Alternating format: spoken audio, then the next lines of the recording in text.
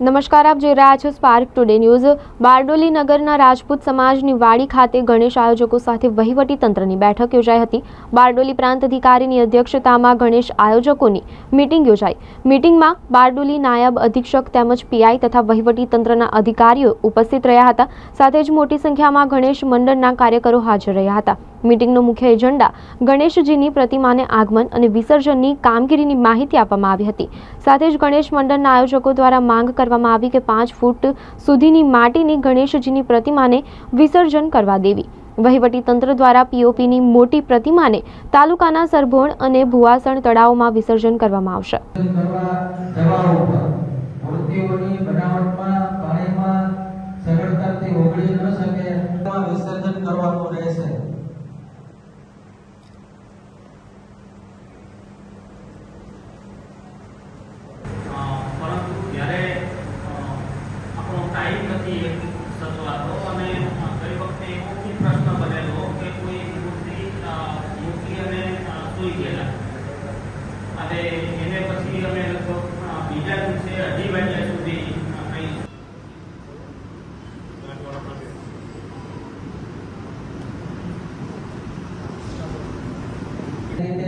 ખોલે રાખવા ઉપર શ્રી ગણેશજીની મૂર્તિઓના સ્થાપના દિવસ બાદ મૂર્તિકારોએ વેચાણ આ સેન્સિટિવ રૂલ પરથી એલાઉડ નથી।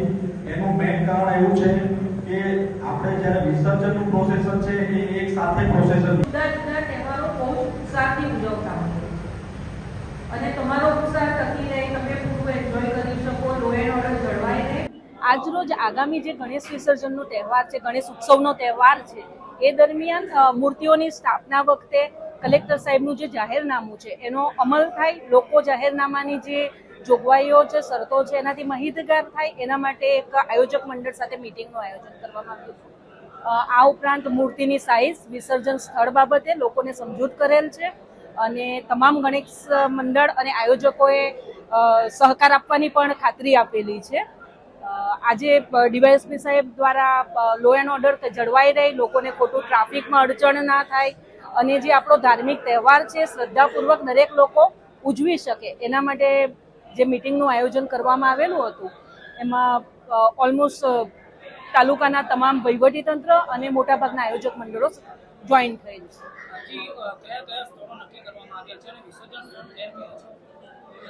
માટીની નાની મૂર્તિઓ માટે મીંઢોળા નદીના ઓવારે જે મંગલ મૂર્તિ વગેરેનું વિસર્જન થાય છે, તે સિવાય આપણું જે સરભોણ તળાવ છે અને ભુવાસણ તળાવ છે ત્યાં તંત્ર દ્વારા વિસર્જન માટેની ક્રેન સહિત લાઇટ વગેરેની વ્યવસ્થા કરવામાં આવશે। ગણેશ વિસર્જન અનુસંધાને આજની મિટિંગ રાખવામાં આવેલી। એમાં મહેરબાન એસડીએમ સાહેબ તથા નગરપાલિકાના પ્રમુખશ્રી, નગરપાલિકાના કર્મચારીઓ, રેવન્યુ તંત્રના કર્મચારીઓ અને પોલીસ તંત્ર સાથે ખુલ્લા મંચની ચર્ચા વિચારણા કરવામાં આવી। એમાં પબ્લિકને પડતી અગવડતાના મુદ્દા ખાસ ધ્યાને લેવામાં આવ્યા અને અમારા તરફથી એવો ખાસ આગ્રહ રાખવામાં આવ્યો કે ભાઈ મહેરબાન કલેક્ટર સાહેબનું જે જાહેરનામું છે તેનું સંપૂર્ણપણે અમલ થાય અને ખાસ નગરજનોને અમે વિનંતી કરી છે કે આગ્રહ અમારો માટીની મૂર્તિનો છે, તો માટીની મૂર્તિનો જ ઉપયોગ કરે અને જે મૂર્તિની હાઇટ નક્કી કરવામાં આવેલ છે તેટલા જ હાઇટની મૂર્તિ રાખે અને અન્ય પ્રજાજનોને અગવડતા ન થાય તેવી રીતે સ્થાપના કરવામાં આવે, તેવી રીતે પંડાલ રાખવામાં આવે। એમના પબ્લિક તરફથી જે મુદ્દા હતા એ 5 મુદ્દા અલગ અલગ હતા કે જ્યારે રસ્તા બંધ થાય છે ત્યારે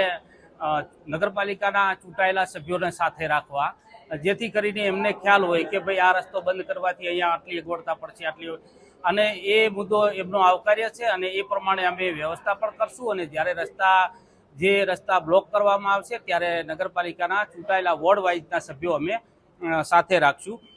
બીજું કે મેઇન રોડ છે જે સેન્સિટિવ રસ્તો છે એ બાબતે ચર્ચા કરવામાં આવી, તો એમાં એક જાહેરનામું છે કે ભાઈ સંવેદનશીલ રસ્તે મૂર્તિઓ નહીં આવે।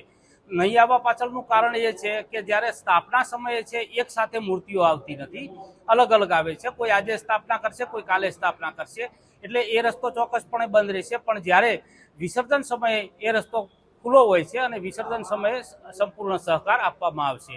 એક મુદ્દો એમનો એવો પણ હતો કે જ્યારે 4-5 મૂર્તિઓ એક સાથે આવે છે તો વધારે પડતી ભીડ થઈ જાય છે અને રસ્તા બ્લોક થઈ જાય છે. ચોક્કસપણે એક રસ્તો ખુલ્લો રાખશું અને એક રસ્તા પર એમને ચલાવશું, જેના કારણે મૂર્તિઓ લાવવામાં પણ એમને અગવડતા નહીં રહે અને આમ જનતાને પણ અગવડતા નહીં રહે. મોટાભાગના મુદ્દાઓ આવરી લીધેલા છે અને અમે એવું ઈચ્છીએ છીએ કે દર વખતની જેમ આ વખતે પણ તમામના સહકારથી બહુ સારી રીતે આ ઉત્સવને અમે પાર પાડશું અને લો એન્ડ ઓર્ડર જે છે, કાયદો અને વ્યવસ્થાની સંપૂર્ણપણે પોલીસ તૈયારી છે, તંત્રની ટોટલ તૈયારી છે અને બાકી જે કંઈ સગવડતા કરવાની છે એ પણ રેવન્યુ તંત્રની તમામ તૈયારીઓ છે.